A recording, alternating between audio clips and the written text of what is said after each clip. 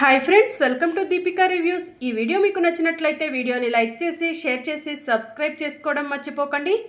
తులసి సిద్ధులను కలపటం కోసం జైనందన్ ప్లాన్ చెప్పడంతో జాను జైనందన్ బుగ్గపై ముద్దు పెడుతుంది. జైనందన్ షాకింగ్గా జాను వైపు చూస్తూ ఉంటే జాను సిగ్గుపడుతూ లోపలికి వెళ్ళిపోతుంది. అప్పుడే వైకుంఠం జైనందన్ దగ్గరకు వచ్చి, జై సార్ ఏంటి అలా చూస్తున్నారు అని అడుగుతూ ఉంటాడు. నా లైఫ్లో ఏదైతే జరగదనుకున్నానో అది జరిగిందిరా అని చెప్పి జైనందన్ అంటూ ఉంటాడు. ఏది జరగదనుకున్నారు, ఏం జరిగింది సార్ అని వైకుంఠం అడుగుతూ ఉంటే, అన్ని విషయాలు నీతో చెప్పలేవన్లే వైకుంఠం అని చెప్పి జైనందన్ అంటూ ఉంటాడు. ఇక మరోవైపు సిద్ధు ఒంటరిగా రూమ్లో కూర్చొని ఉంటాడు. తులసి సిద్ధు దగ్గరకు వెళ్ళి, ఏమండి మా అన్నయ్య ఫైల్ ఎక్కడా అని అడుగుతూ ఉంటుంది. అదిగో ఆ కబోర్డ్లో పెట్టాను అని చెప్పి సిద్ధు అంటూ ఉంటాడు. ఇక తులసి ఫైల్ తీసుకొని, ఈరోజు జై గారికి జానుకి ఆయనకు నాకు మధ్య మనస్పర్ధలు ఉన్న విషయం తెలిసిపోయింది. ఎవరికైతే నేను ఆయన సఖ్యంగా లేవని తెలియకూడదనుకున్నానో వాళ్ళకే తెలిసిపోయింది. నేను అంత తప్పు పని ఏం చేశాను? ఆయన నడి రోడ్డు మీద నన్ను అలా వదిలేసి రావటం వల్ల జై గారి ముందు జాను ముందు నాకు చాలా చిన్నతనం అనిపించింది అని చెప్పి తులసి తనలో ఆనే అనుకుంటూ ఉంటుంది. మామయ్య గారు తప్పు చేశారంటే ఆయన తట్టుకోలేకపోతున్నారు. మామయ్య గారు మనుషుల ముందు ఒకలాగా, మనుషులు లేనప్పుడు మరోలాగా మాట్లాడుతున్నారు అని చెప్పి తులసి మనసులో అనుకుంటూ ఉంటుంది. మామయ్య గారి నిజ స్వరూపం ఎలాగైనా ఆయనకు తెలియాలి, అప్పుడే ఆయన నన్ను అర్థం చేసుకుంటారు అని తులసి ఆలోచిస్తూ ఉంటుంది. ఇక తులసి హరీష్ ఫైల్ని చెక్ చేస్తూ ఉంటుంది. అప్పుడే కీర్తి వచ్చి, తులసి మీ అన్నయ్యను బయటికి తీసుకురావటానికి ఏదైనా పరిష్కారం ఆలోచించారా అని అడుగుతూ ఉంటుంది. ఈసారి అన్నయ్యను ఖచ్చితంగా బయటికి తీసుకొస్తాం వదినా అని తులసి చెప్తూ ఉంటుంది. వదినా మీరు వెళ్ళండి, మీరు ఈ టైంలో రెస్ట్ తీసుకోవాలి అని తులసి చెప్తూ ఉంటే, సరే తులసి అని కీర్తి అక్కడి నుంచి వెళ్ళిపోతుంది. ఒరే బసవా, ఇందాకలా తులసి సిద్ధు కలిసి వెళ్ళారు, వచ్చేటప్పుడు మాత్రం ఇద్దరు వేరువేరుగా వచ్చారేంటి అని నీలాంబరి బసవరాజుని అడుగుతూ ఉంటుంది. ఏమోనమ్మా నేను కూడా గమనించాను అని బసవరాజు చెప్తూ ఉంటాడు. ఆ హరీష్ని బయటికి తీసుకురావటం కోసం తులసి ఏదైనా ప్రయత్నం చేస్తుందంటావా అని నీలాంబరి అడుగుతూ ఉంటుంది. అది ఎన్ని ప్రయత్నాలు చేసినా కూడా ఫలితం దక్కదమ్మా అని బసవరాజు చెప్తూ ఉంటాడు. ఆ హరీష్ జీవిత ఖైదుగా జైలు శిక్ష అనుభవించక తప్పదు అని బసవరాజు చెప్తూ ఉంటాడు. ఒరే బసవా, వాడికి జీవిత ఖైదు పడిన తరువాత మన కీర్తికి మంచి సంబంధం చూసి పెళ్లి చేద్దాంరా అని చెప్పి నీలాంబరి చెప్తూ ఉంటుంది. నేను కూడా కీర్తి గురించే ఆలోచిస్తున్నానమ్మా, కీర్తికి మంచి అబ్బాయిని తీసుకొచ్చి పెళ్లి చేయాలి అని చెప్పి బసవరాజు చెప్తూ ఉంటాడు. ఇక మరోవైపు రాత్రి అవుతుంది, అందరూ కూడా నిద్రపోతూ ఉంటారు. సిద్ధు కూడా నిద్రపోతూ ఉంటాడు. తులసి ఫైల్ని చెక్ చేస్తూ ఉంటుంది. ఫైల్ చెక్ చేస్తున్న తులసి ఒక్కసారిగా షాక్ అవుతుంది. ఇక ఫైల్ చెక్ చేసిన తులసి నిద్ర పట్టక అటు ఇటు తిరుగుతూ ఉంటుంది. అప్పుడే సిద్ధు తులసి దగ్గరకు వచ్చి, తులసి ఇంకా పడుకోకుండా ఏం చేస్తున్నావు అని అడుగుతూ ఉంటాడు. నిద్ర పట్టట్లేదండి అని తులసి చెప్తూ ఉంటుంది. ఎందుకు అని సిద్ధు అడుగుతూ ఉంటాడు. ఏం లేదులేండి, మీకు చెప్పినా కూడా ప్రయోజనం ఉండదు అని తులసి అంటుంది. చెప్తే కదా ప్రయోజనం ఉంటుందో ఉండదో తెలిసేది అని సిద్ధు అంటాడు.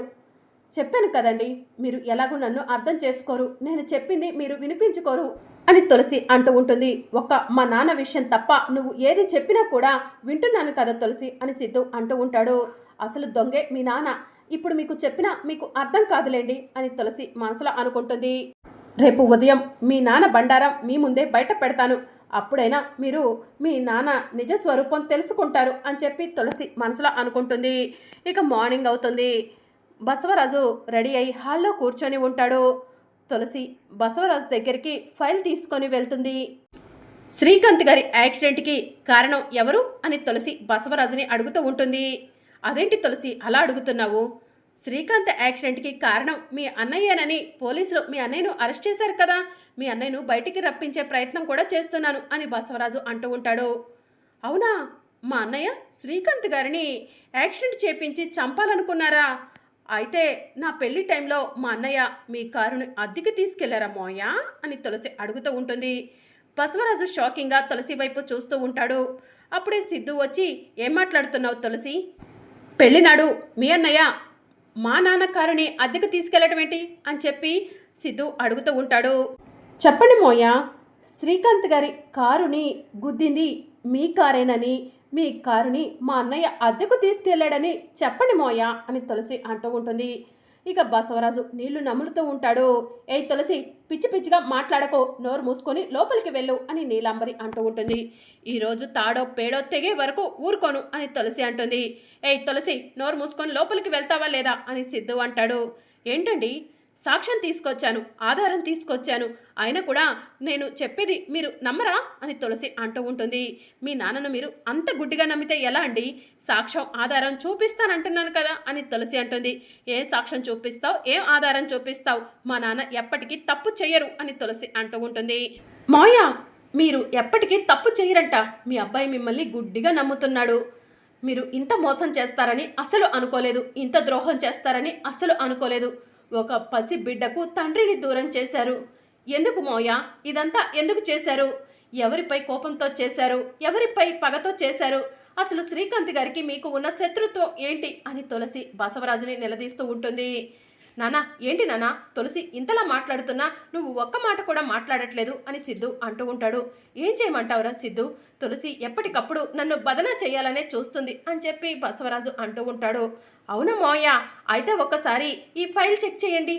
ఈ ఫైల్లో శ్రీకాంత్ గారి కారుని యాక్సిడెంట్ చేసింది మీ కారేనని స్పష్టంగా రాసుంది అని చెప్పి తులసి ఫైల్ని బసవరాజుకి చూపిస్తూ ఉంటుంది. బసవరాజు షాకింగ్గా తులసి వైపు ఫైల్ వైపు చూస్తూ ఉంటాడు. నానా, మన కారు ఆ శ్రీకాంత్ కారుని గుద్దటం ఏంటి నాన్న? అసలు ఆ ఫైల్లో అలా రాసి ఉండటం ఏంటి అని సిద్ధు తులసి చేతిలో నుంచి ఫైల్ తీసుకొని ఫైల్ని చెక్ చేస్తాడు. ఫైల్ చెక్ చేసిన సిద్ధు ఒక్కసారిగా షాక్ అవుతాడు. నానా, నిజంగానే ఈ ఫైల్లో మన కారే ఆ శ్రీకాంత్ కారుకి యాక్సిడెంట్ చేసినట్టు రాసి ఉంది నానా అని సిద్ధు అంటూ ఉంటాడు. సిద్ధు అది అది అని బసవరాజు అంటూ ఉంటాడు. ఇప్పుడు చెప్పండి మోయ, ఇన్ని రోజులు నేను తప్పు చేశానని మీ అబ్బాయి అన్నారు. నాకు మీపై అనుమానం ఉంది కాబట్టే నేను మీరు తప్పు చేశారని మొదటి నుంచి అంటున్నాను. ఇప్పుడు నిజమేంటో బయట పెట్టండి. శ్రీకాంత్ గారికి మీకు ఉన్న శత్రుత్వం ఏంటి? శ్రీకాంత్ గారిని ఎందుకు చంపాలనుకున్నారు? అప్పటికే మా అన్నయ్యకు కీర్తి వదినకు పెళ్ళైంది కాబట్టి మా అన్నయ్య మీకు అల్లుడిగా రావటం ఇష్టం లేదు కాబట్టి అమాయకుడైన శ్రీకాంత్ గారిని చంపించి ఆ నింద మా అన్నయ్యపై వేయాలనుకున్నారా మోయ? అందుకే శ్రీకాంత్ గారి కారుకి యాక్సిడెంట్ చేపించారా మోయ అని తులసి అడుగుతూ ఉంటుంది. నేను నమ్మలేకపోతున్నాను నానా, ఇదంతా నేను నమ్మలేకపోతున్నాను. నిజం చెప్పండి నాన్న, అసలేం జరిగింది నాన్న అని సిద్ధు అంటూ ఉంటాడు. ఇక బసవరాజు సిద్ధు చేతులు పట్టుకొని, ఒరే సిద్ధు, నన్ను ఏమీ అడగరా, నేను ఏం చేసినా కూడా దాని వెనుక ఏదో ఒక కారణం ఉంటుంది. ప్లీజ్ సిద్ధు, దయచేసి ఈ విషయంలో నన్ను ఇబ్బంది పెట్టకు అని బసవరాజు అంటూ ఉంటాడు. మీ అబ్బాయి అయితే ఇబ్బంది పెట్టొద్దు, సరే మీ అబ్బాయి మిమ్మల్ని ఇబ్బంది పెట్టర్లే, కానీ మా అన్నయ్యను ఈ కేసులో ఇరికించి మమ్మల్ని ఎందుకు ఇబ్బంది పెట్టాలనుకుంటున్నారు మోయ అని తులసి అంటూ ఉంటుంది. అప్పుడే కీర్తి వచ్చి, నానా, తులసి చెప్పింది నిజమా? హరీష్ నా మెడలో తాళి కట్టాడని ఆ శ్రీకాంత్ని చంపించి ఆ నింద హరీష్ పైన వేస్తున్నారా నానా అని కీర్తి అడుగుతూ ఉంటుంది. మీ ఎవరి ప్రశ్నలకు నేను సమాధానం చెప్పలేవను, దయచేసి మీరంతా నన్ను క్షమించండి అని బసవరాజు ఏడుస్తూ లోపలికి వెళ్తాడు. ఏంటండి, మీ కళ్ళ ముందు ఆధారాలు కనిపిస్తున్నాయి కదా, ఇప్పుడేమంటారు అని సిద్ధుని తులసి నిలదీస్తూ ఉంటుంది.